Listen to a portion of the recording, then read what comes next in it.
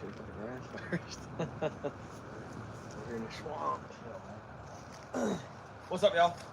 In the Woods YouTube channel. Me and Zeke today, we got a little bit of time. Later on today, we're going to be cutting up some deer meat, cutting up some back strap, deboning some hindquarters. But today, we're probably just going to mess around, shoot our bows a little bit, and just get more comfortable. We ain't shot together in a while, and we both haven't shot. When was the last time you shot, Zeke?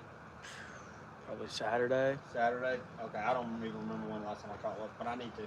Last deer I just shot was a doe, and I shot her with my 30-30 rifle. So, definitely need to get up on the bow. I missed a small buck this year with my bow. Shot high, couldn't even find the arrow. Sounded like I hit him, but I definitely didn't. Don't even know where the arrow went. But we're about to go get the bows. About to send some down range. See y'all in a minute.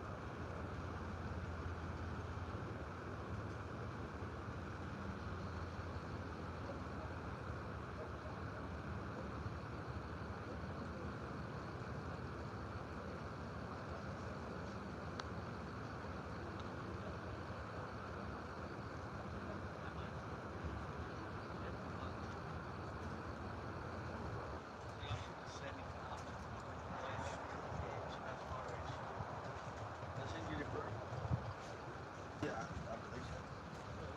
I believe.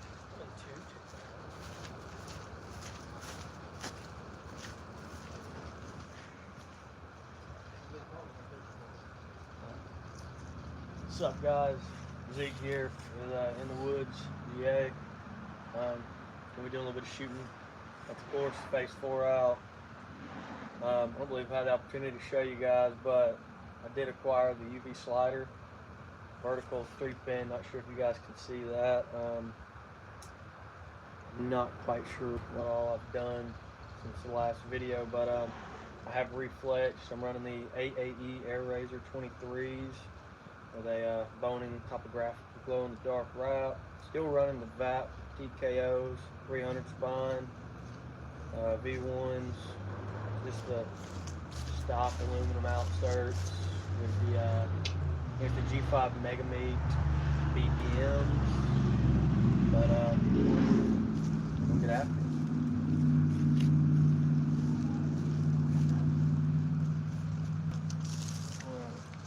So I believe this is probably about 26 yards. I'll range sign it this way for this thing.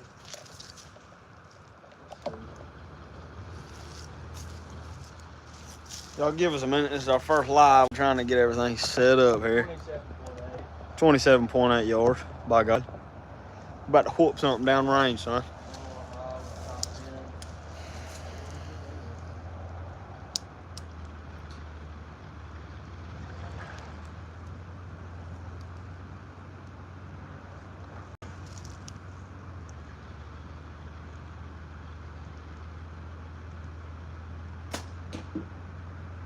Straight to the target, into the fence. Good job. Shoot mine.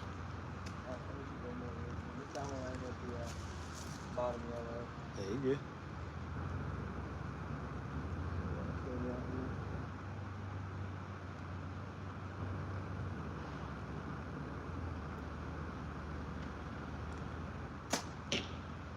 Good shot. Kind of am guesstimating here. You alright, dude. So my pins currently with roughly 455 grain arrow, 70 pounds, 27-inch draw.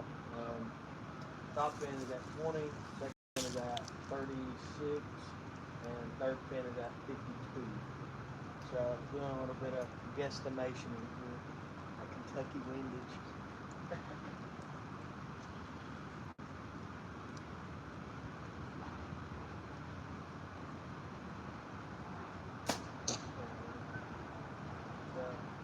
Here's my three. The other two are broadheads, so I'm about to shoot more. Good job, bro. We got 14 people in there, Zeke. Nice. Look, I'm about to shoot broadheads, but that's all right. I'm not about to shooting broadheads. That don't matter. $50 a piece. I'll give a full arrow before you. No, I want to shoot my target on it.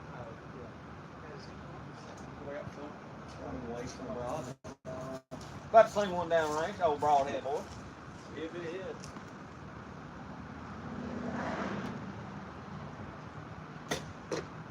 Sure I am. Felt real good. Let's go check out and see the damage we're done, y'all. See what it look like down there.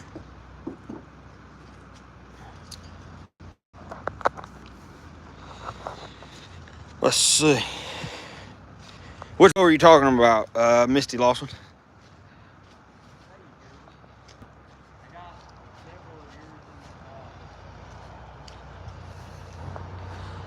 Which bow?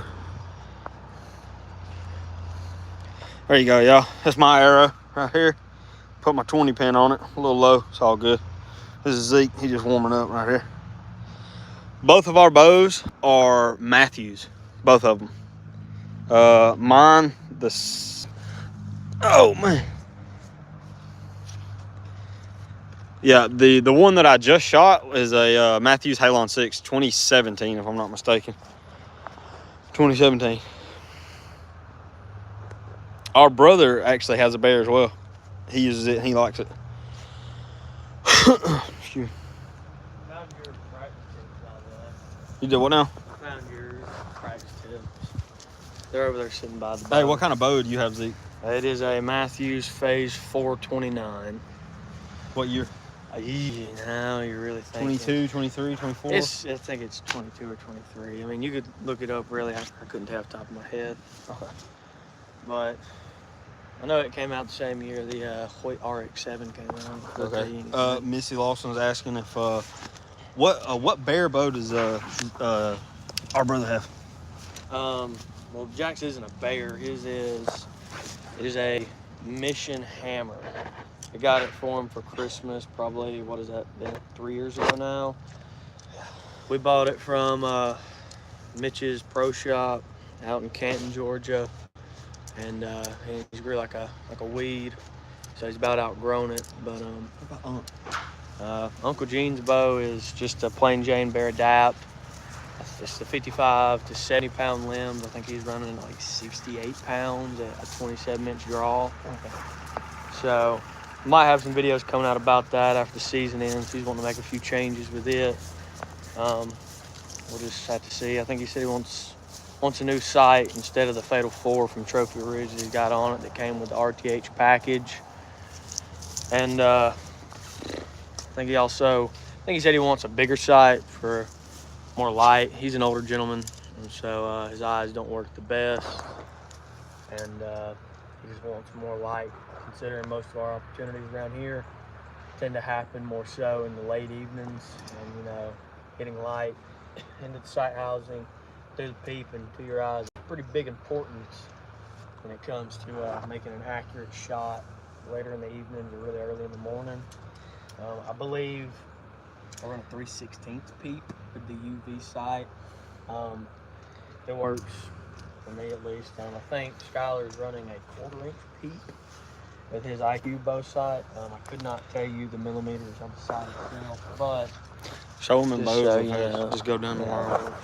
So, starting with Skylar's bow here, you've got the Matthews Halon 6, I believe, Lost XD camo.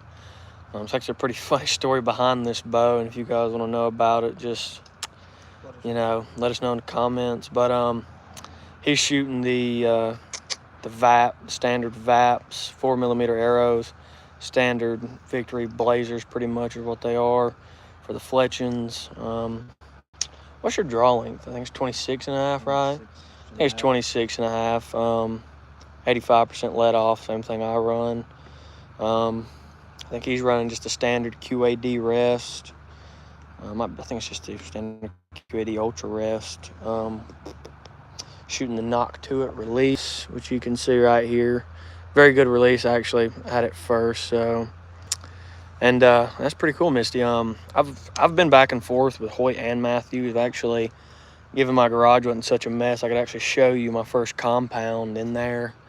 But it was a Hoyt XT1000. It's about my age, funny enough. My dad gave it to me, I think when I turned 12, sounds about right. And I shot it for years and years until my cousin Bodie actually sold me this halon here, and he dry fired it and it had warped. I believe it was the bottom cam.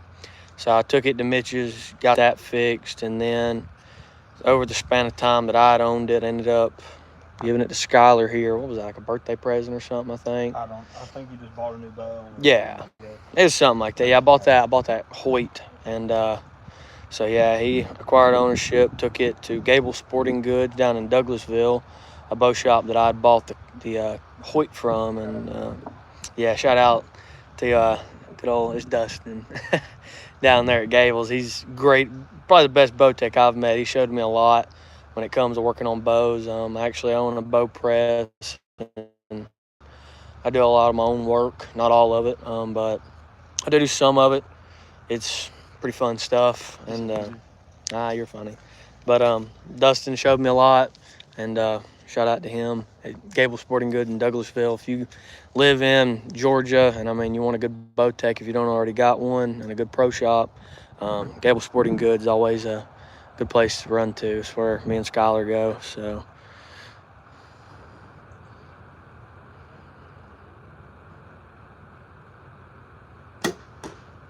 dumping that trigger, boy. I'm gonna hate. You just gotta learn to put that thumb on it, guy.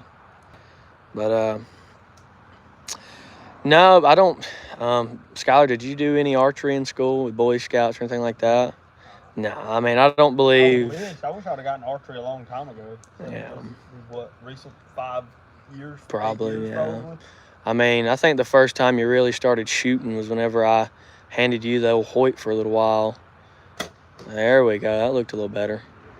But no, they really didn't offer archery in school for us. I mean, they might have done something like that in Boy Scouts maybe, but we never really did any Boy Scouts. So yeah, so Skylar's had a little bit of knot tying experience. But that wasn't really anything they offered us here in Georgia. But they might have bumped that sight, fella. No, I'm using my 20. Gotcha, yeah. Well, you definitely aim a hair high with that Kentucky windage. Come on. But which target are we shooting at? Yours? Yeah, I'll shoot at mine real quick. But they didn't offer anything like that. What up, Bodie? Yeah, he's in there. Let me see. It's just Big chub. Bodie and Misty staying here right now. I need to. I'm in archery right now. I'm really good at instinctive shooting because they make us shoot instinctively because it is against the rules to use pins. Are you using traditional, like a recurve, or are you using a regular compound? Excuse me. Zeke, do you still have that bear? No, I had to bring it back to mom. I got you. Misty said compound. Gotcha. Instinctive compound. That's pretty impressive. That is something that I've never been able to do. Very impressive. Shout out Bob as well. Yeah, Bob. Yeah, that is very impressive. Zeke and I got the a compound out the other day. We actually have a video on this channel, a few shorts actually of us shooting a few different ranges with the recurve. It's an old bear actually, believe it or not. But yeah, we do enjoy all aspects of archery. Even if we don't even shoot anything, we still just enjoy getting out here, just shooting around, messing around. I've been in it for about a year and however long it has been. That is fantastic. That is really awesome, especially to shoot instinctive with a compound and only be in it for a year or however long it is. That's awesome. That is awesome.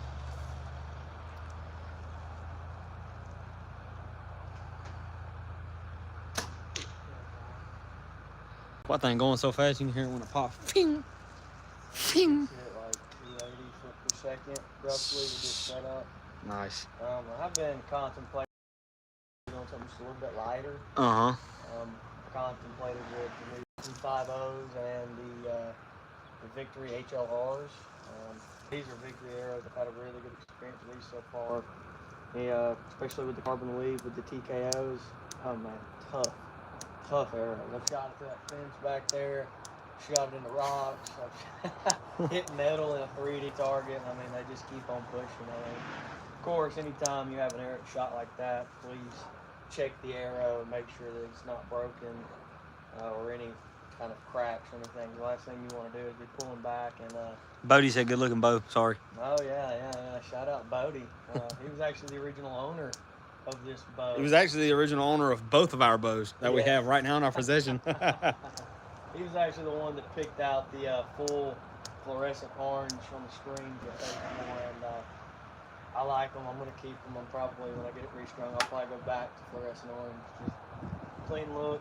Goes well with the bow, with the Sitka Elevate 2 camo, with the earth limbs. I mean, I like it. What color did you do with your string? I don't know, camouflage or something? It was something like deer, something, or hunter greens. I don't know. It's some kind of camouflage. Hunter camo or deer camo, something like that. Shout out Red Strings for getting these made up for us. Dustin and Gables got them ordered and installed them, tuned the bows, and I haven't had any complaints with the threads. They've been great. I haven't had any stretching or major poundage drops or anything like that. I mean, they've been good bows. Miss Lawson said, "I'm a sub so I can watch more lives by y'all. I like y'all." Missy, we appreciate it very much. Thank you so much. We always enjoy talking. If you can't tell, we'll talk your daggum head off. But we also like archery and anything outdoors. We do appreciate it. Thank you so much for the sub. We do appreciate it. Thanks for talking to us and interacting with us. We appreciate that very much. Also, Bodie, well, we appreciate it. You are the bow salesman, my friend. Bo, the bow salesman. Bo, the bow guy. Go pull these arrows. We got 3 legs, Zeke. Nice. Yeah, buddy. Better than nothing. Oh, yeah.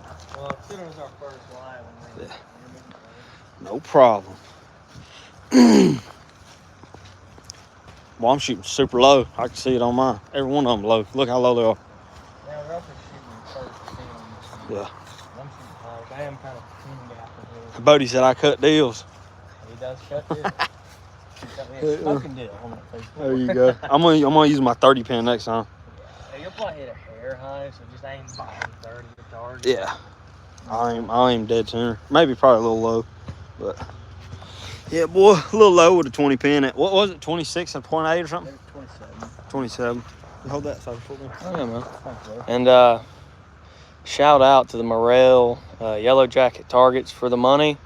You will not beat these targets. I've had this target specifically for over 10 years, and I've shot it to death, and it still holds arrows. So, huge shout out to those guys. How much you ended up paying for that target? Do you remember? I don't know, but it was pretty affordable. Yeah, I know back when I got mine all those years ago, it was probably 60, 70 bucks. I mean, dude, I've had it for almost, Christmas will be a year. Yeah. I mean, you see. Oh yeah, I mean, It's perfect. I also keep it in my truck all the time. yeah. As you can see, I do not. These get to sit out here in the weather. It stays in the truck all the time. I've left it outside. It's stormed on it. It's rained on it. It's been out in the weather for a few months, right before deer season. Because obviously I was shooting a lot more than what I am now. But Here you go. Fred. yeah, this is a good target.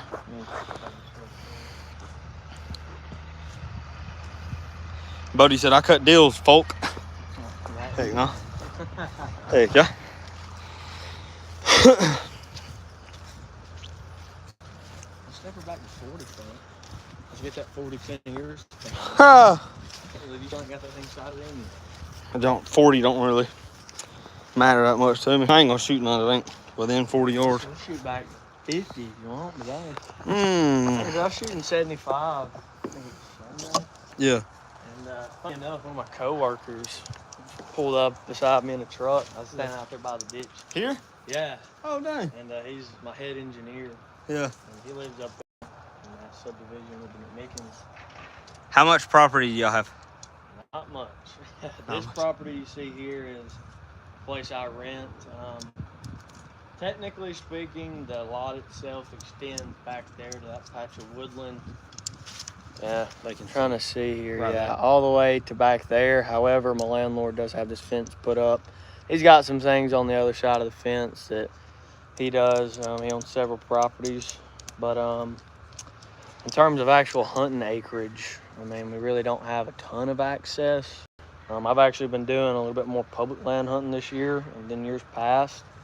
And I think altogether with the several different acreages that they offer is a little over 2,000. But the spot I'm hunting is probably closer to a couple hundred acres. Pretty thick stuff. Tell them about this weekend. Where you going this weekend? Oh yeah, Or so next weekend, I'm sorry. well I'll be headed up there Sunday Yeah, evening, but I'll be headed out to a small town in northeast Georgia called Cleveland. My dad's got a place out there. We're gonna be doing like I guess you call it a hunting camping away. I get the opportunity to both bow hunt and rifle hunt if I want. We are in rifle season currently in Georgia. I believe it kicked off when was it October 18th, something like that. Might have been the 13th or 14th. Rifle? Yeah. September, yeah, probably, yeah. Because you get a month of this. Yeah. So in the state of Georgia, the way our season works out, archery season began September, I believe it was 15th or 14th, and you get a month of nothing but archery before it goes into gun season. And gun season runs up until, what is it, like the second week of January. Of course, you can still bow hunt during rifle season, but it's just our deer population here in the state of Georgia is pretty high, and fill rate isn't. You know, I think a large part of that has to do with the terrain itself. It's not very easy terrain to hunt in north of Georgia, at least. Got an opportunity to go with a buddy of mine to South Georgia. He's a part of a hunting club down there, help him out. And, Do y'all go bow or rifle hunting? We do both. I do a lot of more of rifle. Ezekiel, like, die-hard bow hunter. I mean, I'll still do some rifle, but I mean, I find more enjoyment with archery hunting. I don't know. It's a lot harder. Oh, most certainly. I mean, your effective range is effectively cut in more than half. I mean, like you're quarter of the range you can with a rifle. So. Yeah. But even then, I mean, a lot of the places, especially up here in North Georgia that we hunt, further shot you're going to get on a deer about 40 yards. I mean, unless you're hunting power lines or agriculture, I mean, the likelihood you get a shot anything over 40 is pretty low. Lots of pine, lots of hardwood, more pine than hardwood, sadly, in most places. But you find pockets, so. Misty Lawson said, I'm fit to start hunting. I've only ever went hunting once, so we didn't see anything. Yeah, that is one thing about hunting, whether it be with a bow or a rifle. Patience is king. Unless you're hunting a large swath of private land where deer are actively staying for consistent amounts of time, or you're hunting some form of high deer density areas. Although our population here in Georgia is pretty good, at least up here in the northern end of the state, there is a lot of hunters. So not to say that the deer density is low, but there are a lot of hunters, whether it be on private or public. Probably like me, does a little bit of both. Hunting is the biggest test of patience you will ever face. I've been hunting most of the season. I've seen a few deer passed up on them, mainly young does, young bucks, but hunting is one of those things that either you love it or you hate it. Or sometimes you may do both depending on the situation, but if you just hang in there, you make sure you play your cards right, try to get as much in your advantage as possible, whether it be with wind, thermals, setup, entrance, and exits. Really the biggest thing that's going to get you deer is being in the woods. I mean, you can hunt on bad wind, you can hunt in bad thermals, you can hunt in bad weather, you can hunt in good weather and good all the other, but if you're not in the woods a lot, I mean, deer are like people in some ways that they're not programmed to just get up, do one thing, and go back. Or, I mean, there's certain things you can do to dictate how they move and when they move to some extent, Of course, cold fronts help. That gets deer on their feet, especially in the later season. But it's just time in the woods is key when it comes to killing deer. The more time, like my uncle says, you can't kill them sitting on the couch. So getting out, putting yourself in opportunities to hunt and to kill deer is by far the most important thing. I mean, of course, if you've got good wind and the thermals are working in your advantage, and let's say you got a trail camera and you've got a pattern on the deer depending on the time of year, of course your opportunities and your chances of success do get higher. But let's kind of give them kind of like I know they said they've only been hunting one time. I know when I went hunting my first time, I had no idea what thermals, wind, any kind of that stuff was. So if Misty Lawson, if I could do anything for you, the best thing that I could do for you is to watch the channel called The Hunting Public on YouTube. Bodie or Joey, if y'all are in there, could y'all like tag The Hunting Public in this live or put their YouTube name in here so she could like search that up or he, which I don't know if it's a man or a woman, Misty Lawson, I'm not sure, but if you search them up on YouTube, they have videos upon videos of them going out in these woods, surgically, precisionally hunting these deer from all kinds of different parts of the world. I'm sorry, all different types of states, all different kinds of times of weather, all different times of the year, and they are very, very proficient in their abilities to get deer and hunt deer and see deer. 99% of the time when they go out to hunt, they see deer from what they post on YouTube. So, and if you could get a trail camera, I don't know if you can afford a trail camera, but if you can get a trail camera just to see what's out in the woods, get you a trail camera and an SD card. And if it's legal in the state. If it is legal in your state, that is correct. Here in this county, it is. Yeah. Yeah. Use electronics on your archery equipment. I mean, the state of Georgia is pretty relaxed in terms of hunting, but I know in some states, especially out west, you can't have any form of electronics on the bow. You can't use trail cameras. You can't do any of that. So just, of course, check the restrictions in your state and make the according adjustments as need be. But if your state allows, I mean, I personally run truck cellular cameras, which send pictures to my phone. Oh yeah. So what state they're in? Yeah, Misty, if you don't mind. It's a man. He's a man. Yeah, it's a man. Well, what's your actual name so we can call you by your actual name? Or just a nickname.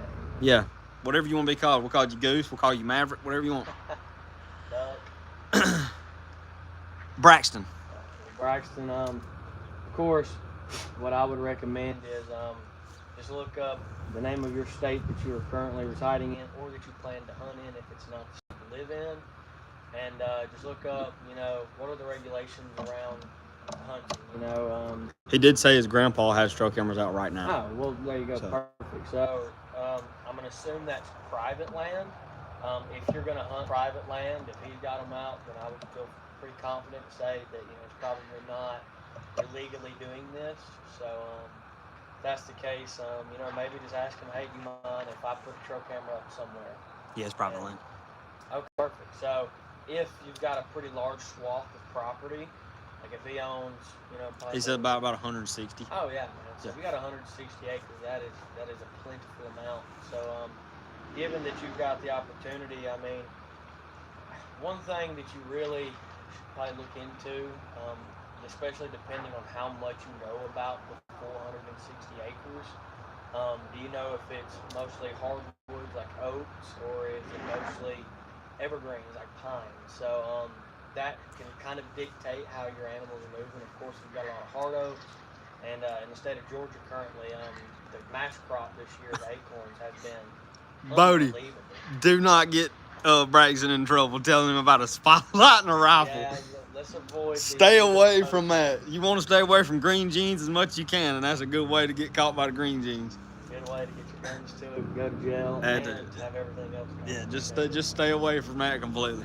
But definitely, from what Zeke's saying, definitely you need to get out in the woods. It don't matter if you go out there and sit on the ground. Doesn't matter if you go out there and get up in a tree stand. Whatever. Doesn't matter. But you just need to get out in the woods. Ask your grandpa, hey grandpa, where do you think I should sit this morning? And go sit that place. And if you don't see any movement within 4 or 5 hours, go move and just walk through the woods. You got a good chance of spooking a deer up out of their bed.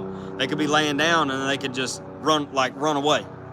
But also get your grandpa to show you how to use a tree stand. If you don't know how to use there's climbers, there's lock-ons, there's the ladder stands, there's buddy stands. You got 2 people in a ladder stand, or you can do box stands, box blinds, whatever you want to call it. You can do ground blinds on the ground. That's what I hunt out of most of the time. But yeah, there's all kind of stuff. But I really do advise you to look up the hunting public. They are very good. They actually, he said, I think my grandpa uses lock-ons. Hey, that's even better. If you can get a hold of one of those, you're super mobile. You can basically go up almost any tree, and you can get on there, and you can hunt up in the air. Make sure you wear a harness. Yeah. Please make sure you wear a harness. Do not fall out of the tree. Yes, you don't want to fall out of the tree and get hurt, because then you can't hunt no more.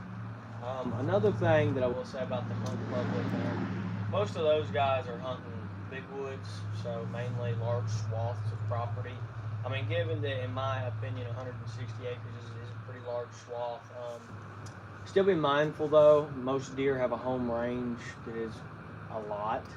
I mean, some Miles. Older bucks that, maybe aren't as active will still live on, 80 acres of just real tight, whatever they feel most comfortable in. But one thing I will say about the hunting public, and I've seen this from the way they hunt and from some of the podcasts that they do, they're pretty aggressive hunters. I mean, they're willing to push into bedding areas. They're willing to jump deer. They're willing to really, really play hardball and hunting. And I mean, for us here, I mean, you can take a lot of their advice in terms of what they look for, how they do what they do, but do keep in mind that is somewhat situationally dependent. I mean, if you're hunting, let's say you're one of us and you're hunting 20 acres, and let's say there's just not a ton of deer on that 20 acres, I would be very careful about how much actual pressure that you put in that 20 acres, because the more pressure you apply, so hunting pressure is like alerting deer to your presence, whether it be by smell, with thermals and wind, or it be by sight if they see you moving, and you're just generally spooking deer. Deer don't like humans for the most part. I mean, of course, you get down in Atlanta, like the guys in Seek 1, deer don't necessarily mind human intrusion as much. They've been surrounded by them probably their entire lives, and so is their mother and their mother before them.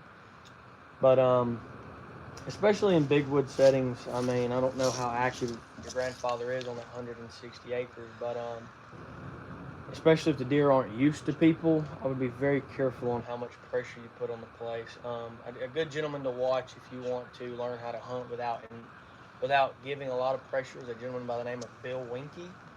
He's on YouTube. He used to be a member of Midwest Whitetails. Phenomenal deer hunter. Honestly, I mean, his videos stand testament to it.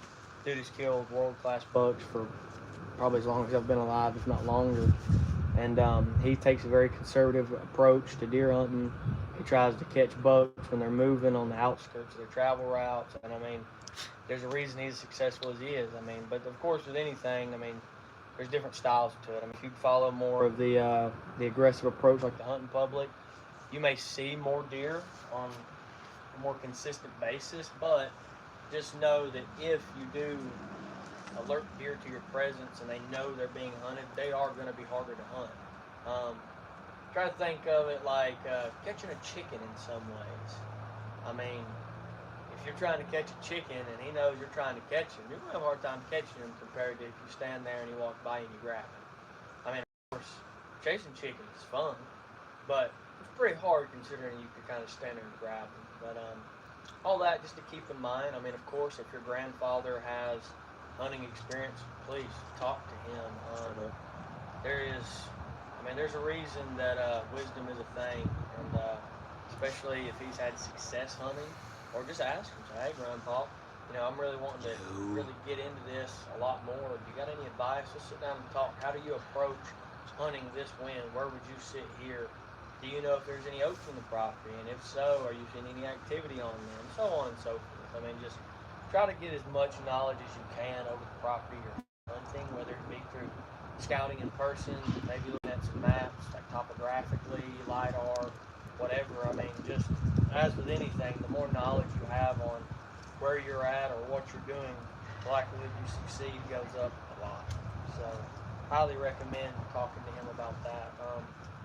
I've spoke to my uncle, and he's probably taught me more about hunting than anything. I mean, I killed my first deer with him and my cousin Bodie. Killed my first bow deer on a piece of property that we three had access to hunt, and kind of going off his and his son's opinion on things. I mean, I didn't really grow up hunting a ton. I mean, most amount of hunting I really got to do was sitting in the back of a pontoon boat looking over a field, and that was very few and far between. But What up, Dustin? which Dustin? Garvin? Mm-hmm. Old Daddy Dave. What Braxton, what's your genesis? What is that? What do you mean by genesis? Is it a bow? I'm not sure. Also, what broadheads are you shooting, Braxton?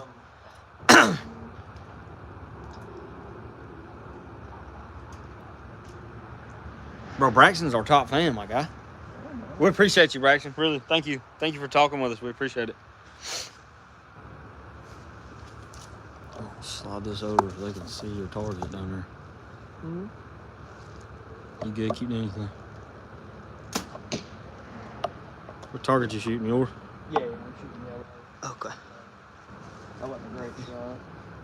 None of mine have been great at all. They've all been high. Well, I am shooting with my 30 pin. You start a low one, then you gotta learn how to pin gap. Yeah. Which is kind of not the best side. What'd you call it? Kentucky windage? Kentucky windage, or shooting between your pins, pin gapping, whatever you want to call it. He said, yeah, it's a bow. I would have to see what broadheads I'm using. It's a compound bow. That my Genesis. What my Genesis is. I know the company. Okay. I've never personally shot one, but I have heard of Genesis bows. Yeah. Hey, and I'll tell you, dude, it don't take the best in the business to kill a deer.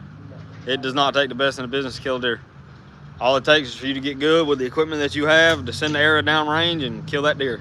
That's all it takes. I mean, look, if Native Americans could carve a stick bow out of a tree branch, yeah, and use sticks to make arrows and chip off rocks to make broadheads, if they could kill animals with that, everything else is kind of a bonus.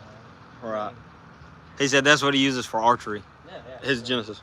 Yeah, Genesis. Yeah, dude. I mean, you don't, and we're not saying Genesis is bad. We're just saying theoretically, in theory, you don't have to have the best of anything to be good at killing deer. You just have what's comfortable for you.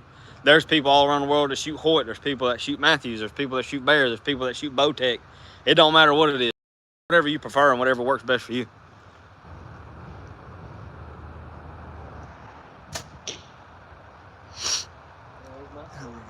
Honestly, can't even use it to hunt. I mean, I would say here in the southeast. Oh, he said that Genesis is you can't use it for hunting. He said the max poundage is 20 pounds. Oh, okay, so he's. That's what I have it at. Oh, he said that's what he has it at right now too. Hey, Braxton, how old are you?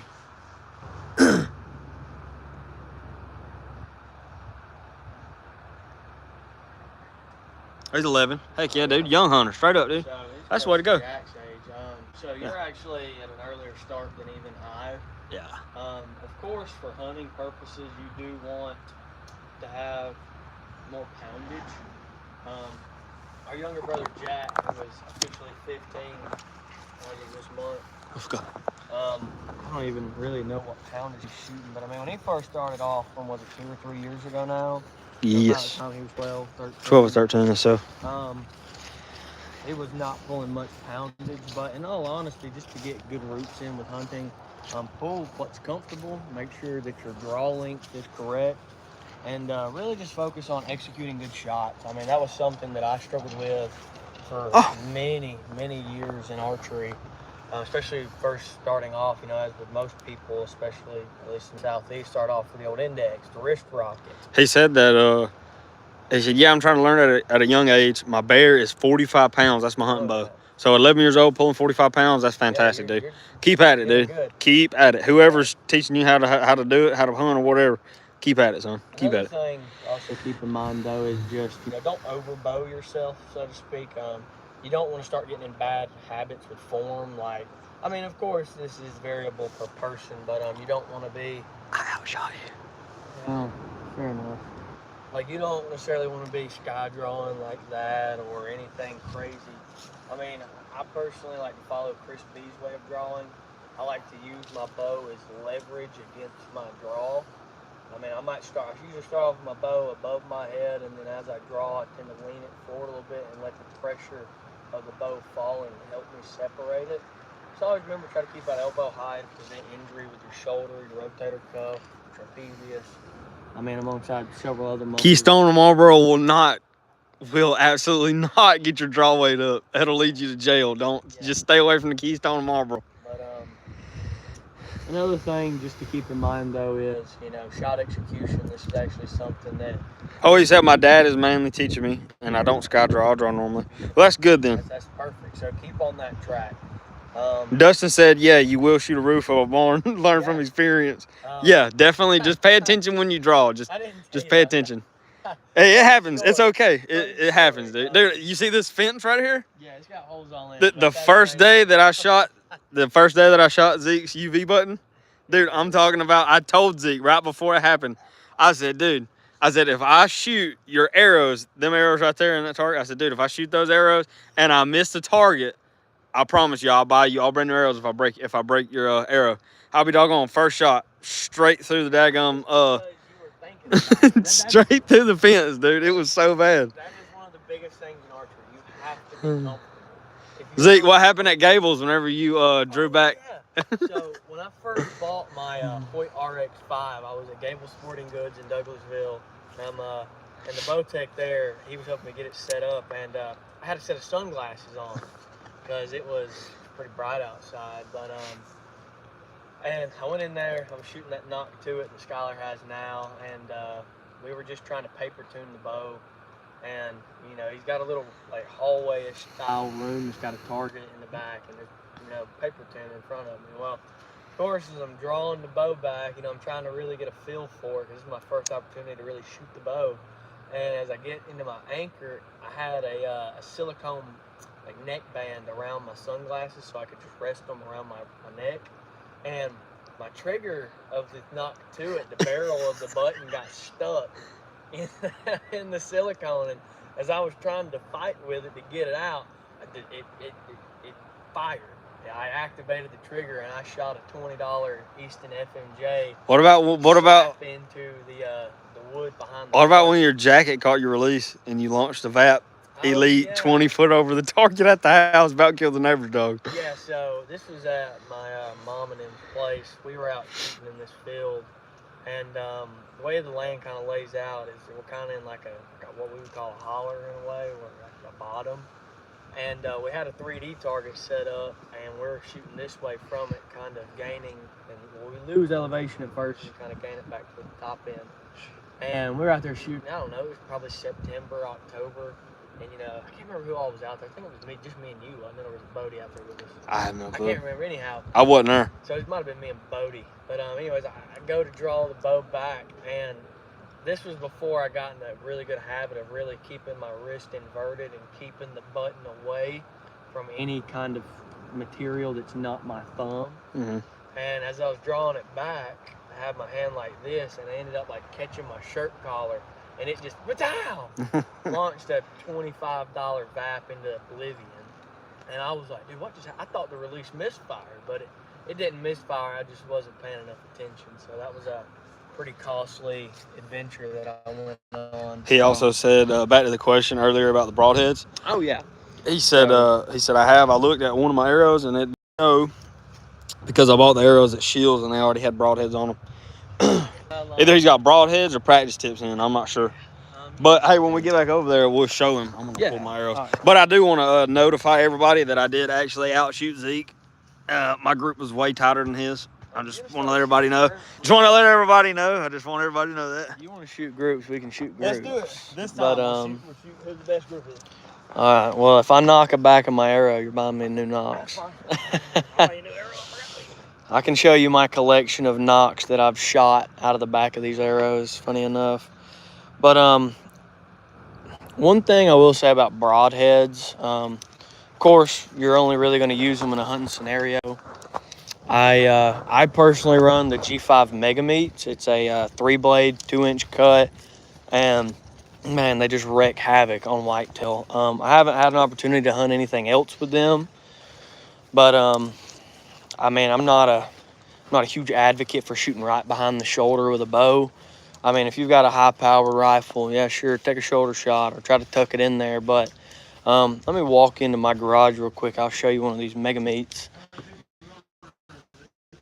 We got 3. Yeah. Oh. But try to avoid showing you the mess. But look at Mega Meats in the tote. So here's some of my spare equipment. So perfect. G5 Mega Meat. So I'm a big advocate of G5 as a broadhead manufacturer. They make some really good stuff. I like to run the Mega Meats just because I like the biggest wound channel that I can make. Keep in mind though that you know, with a lower poundage bow, especially with you being a younger guy, if you're really wanting to hunt with it, I would highly suggest maybe running a fixed blade, whether it be a G5 Montec, which is a 3-blade fix, yeah, or Muzzy. Muzzy's a good brand for fixed blades. And those are both within a pretty decent range and budget. But also do keep your arrow weight in consideration with that. No. Yeah, well, I mean, it just maybe introduce him to it. But I'm sure that daddy gonna hook him up. yeah, which I mean, of course, you know, if you ask your dad, and I'm sure he's got some advice on that. I mean, I personally run a middle of the road arrow weight at 450 grains. There's a lot of people that run 400 or lighter, and there's some people that run 600 and heavier. But for us here in the Southeast, I mean, you could really get by with a slower arrow, with a heavy arrow. But like if I was in your situation wanting to hunt, I would run a probably run a heavier arrow with a good cut-on contact fixed blade, like a G5 Montec, and just don't aim on the shoulder. You know, really just try to go for a low double lung. Give yourself some leeway with that shoulder. Just too many times you see people hit a shoulder and deer's walking out the next day on trail camera eating corn like, you know, he was walking in a park with an arrow hanging off of him. So, you know, just do your due diligence with that. And this is the broadhead I use, Muzzy Trocar hybrid. dude, where did I set my arrows? They're in there in that chair. That's what I like to use. I killed an 8-pointer last year with one, and I killed a doe last year with one. I had a really bad shot on a doe last year. I shot her in the back left hindquarter and killed her with one of these broadheads. So I definitely highly rate these as killers for sure. How I killed her, I have no idea, but she died. But that 8-pointer, I actually killed him. I killed him with a good shot. But that's what I use. And actually, I actually have the European mount here at my house. I'll here at Zeke's house. I'll show you. Hold on. No,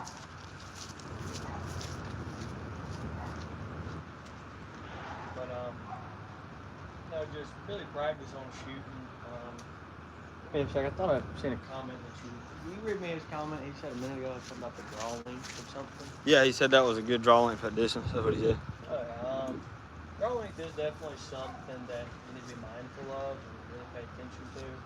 I'm actually about to step up a ½ inch on this just due to the way my pulling shoulder kind of crunches on me. I noticed that at further yardage, about the furthest I can shoot here at my house is about 75 yards. I have a really twitchy float, and it happened regardless of how my stabilizer is set up. And I mean, in closer range, you really don't notice it. I try not to focus on my pins when I do shoot. I really do try to focus on target. But I got to paying attention to it because it was just being real snappy. And another good channel to watch in terms of just gaining compound bow knowledge and shooting knowledge is Last Chance Archery with George Riles. They're also a company that's based out of Georgia here. But George Riles is phenomenal. Bodie said, y'all gonna make me break out the bear. Also, Braxton said, my dad killed a 10-pointer not too long ago. He watched him skin it. Well, hey, dude, 11 years old, your daddy killing big deer. Hey, stick around. This is that 8-pointer that I killed last year. He's not a monster, but golly, boy, it put Pumping in it. put a lot of daggum time and effort into this deer right here, and I really enjoyed it, and it was a really good hunt. And that's actually my first bow kill, so I was definitely excited about this. I hunted him all. Well, I'm sorry, I had him in all year on corn, and first day, opening day of bow season, smoked him with the bow. That's him. He's not a big old boy, but golly, he's big enough for me, and I really enjoyed it. First bow kill, it was fabulous. I loved it. It was awesome.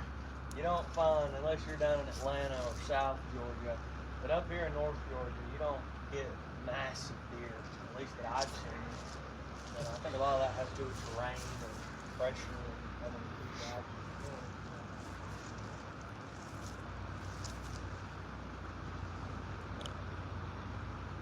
But yeah, Braxton, just stay hunting, stay learning all you can with the stuff you got. And if your daddy wants to take you hunting, you can go. Always go, especially if you're interested. If you ain't interested, then do what you want to. But man, if you're interested, if you got somebody who wants to teach you something, wants to show you something, always be willing to learn something. Always, because that'll take you a long ways in life, man.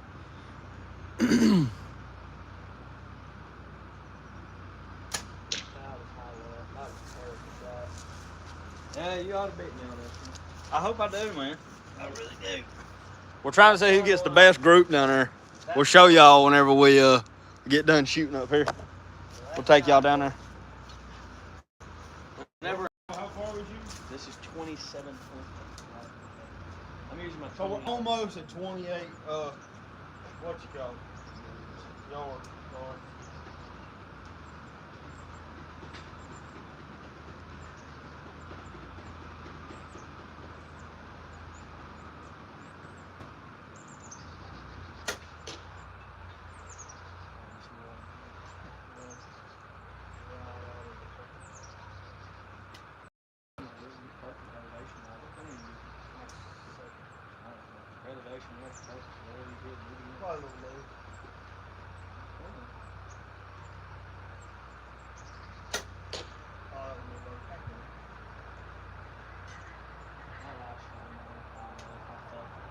Kind of getting back in line when I was saying with twitchy movements. Like as soon as they're on my feet, we're on my feet. And it's just the car of me. My feet sliding.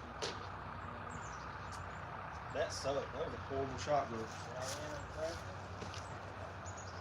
We might have had. I don't know. We'll see.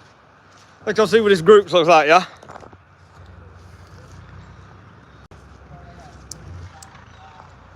Hey, Dustin said Zeke taught me a good bit in a couple weeks. That's good, Dustin. We're glad that Zeke can help you. He's taught me a lot too, man. Really. I thought I thought I knew everything about it whenever I first started. I was completely wrong because Zeke showed me so much that I didn't even know. I had the one flyer a little high left, but What y'all think? We both got flyers, but I say Zeke took us on that one, boys.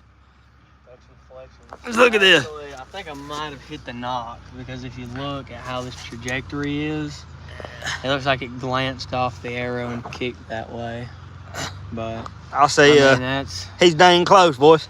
I mean, if you count the flyer, I mean, it kind of hurts me, But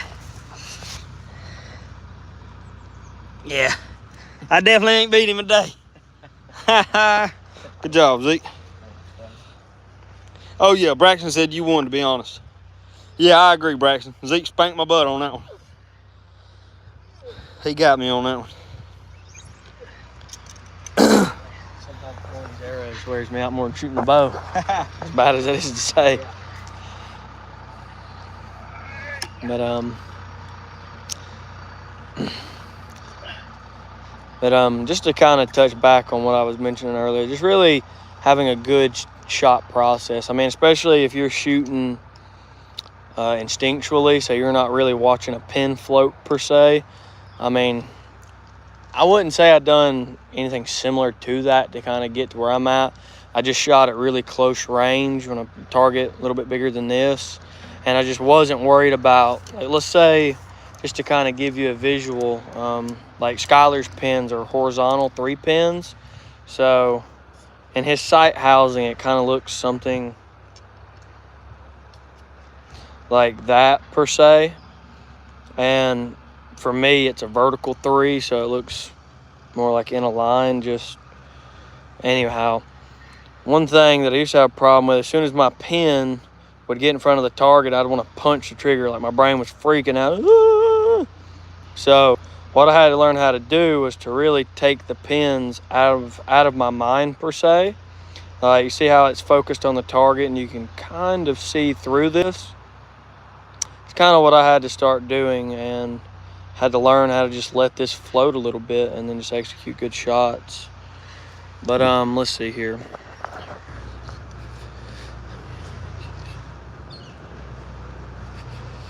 Oh yeah, man. And just learning, getting used to something new.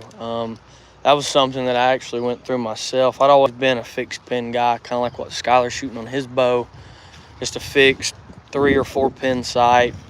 And when I bought that Hoyt, I actually bought a single pin slider. It was an XL landslide. This back when I had money. And learning how to adjust my anchor point on my face compared to where my peep's at as it moves up and down, so I can still get my sight housing in it.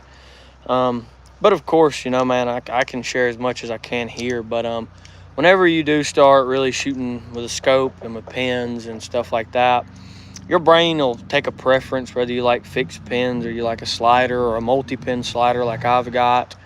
But I do highly recommend watching a lot of George Riles stuff with Last Chance Archery. He'll teach you a lot more than I can about archery. I mean, Chris B is a pretty popular YouTuber. I mean, I don't know if you watch him or not, but he's always a good recommended one. I've watched him a lot over the last couple of years, and I believe he was taught by George Riles of Last Chance Archery. I believe that was his archery coach. So, of course, if you can, if you have access to YouTube like we do now here, just look up Last Chance Archery. They actually do a program called One Thing a Week. It's something George Riles himself does, extension of Last Chance Archery, and it'll show you a lot. Now, a lot of that is more focused towards target archery, but a lot of that overlays. And just highly recommend George Riles. B is also going to watch for hunting related things, and you know, learning more about compounds. Another 2 channels I highly recommend you watch is Knock On Archery with John Dudley. He's actually the one that came up with the idea for the Knock To It that Skylar had, that I had. He's got a great YouTube for learning how to be a better archer, how to execute shots better, and just how to be a more effective archer in general, whether it be for hunting or target. He had a target history. He shot for Team USA in the Olympics for a couple of years, but he's kind of just become more of a bow hunter now. He still does shoot targets, nothing competition-wise. And then another channel I also recommend for learning is Podium Archer, MFJJ. I will say though, if your family is a little more worried about cussing, maybe don't watch it because he does like to cuss in some of his videos. But if you watch any of his bow setups, or maybe just turn the volume down, maybe put on subtitles, Or just don't watch it. Just don't watch it. Maybe when you get a little older, a little more mature, MFJJ with Podium Archer, he does lots of comprehensive breakdowns on what is a bow, what parts of the bow are there, all the things like that, and just does really comprehensive in-dives into how it works. Braxton said, I've been shooting instinctively for the past year. Then I got my bow that I got for Christmas last year, restrung, and I started shooting it. But I've only shot for about 2 days. It's not too bad. I say that you're doing the right thing by shooting instinctively first, getting really like to feel the bow. I do believe that helps way more than just jumping straight to a compound. I don't believe that it hurts you in any way. You'll probably prefer no pins over pins all day long, even after time. But I do believe that that you'll be a better archer, a better bow hunter, a better bow shooter, whatever. I believe that you'll be way better as time goes and time passes.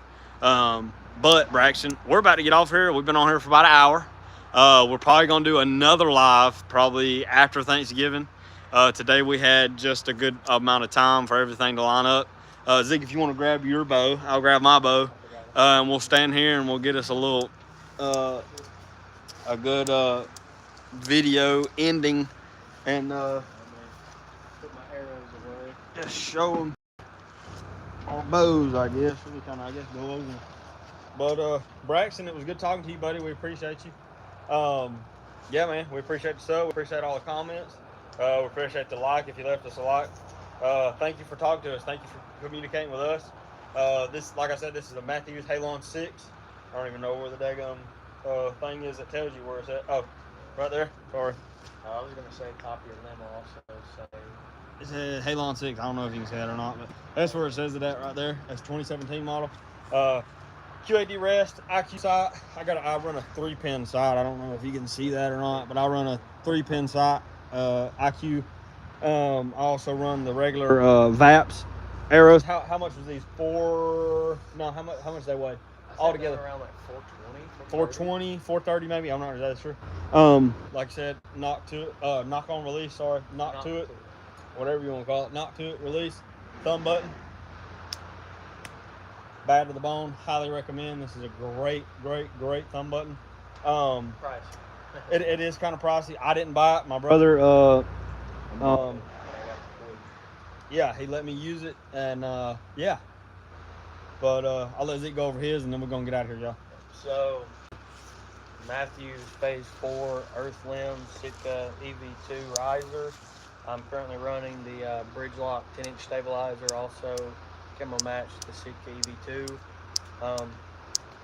Threads with a Z, fluorescent orange bowstrings. This got the Matthews detachable low pro, the UV button. I am using the UV thumb button in stainless.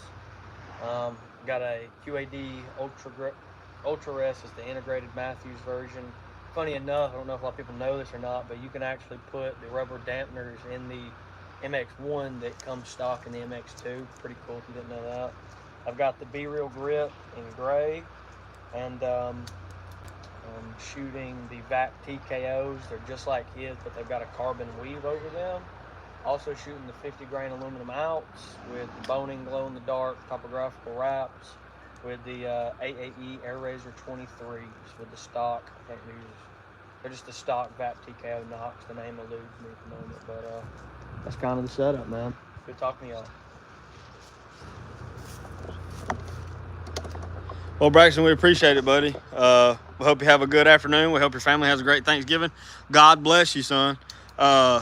Yeah, man. Shooting. Yeah, keep shooting. Don't never stop, and continue watching our videos, man. Hopefully we can teach you more every time. We don't know everything in the world, but we know a little bit, man. We hope you have a good one. God bless you, son, and we appreciate you, buddy. Thank you, man.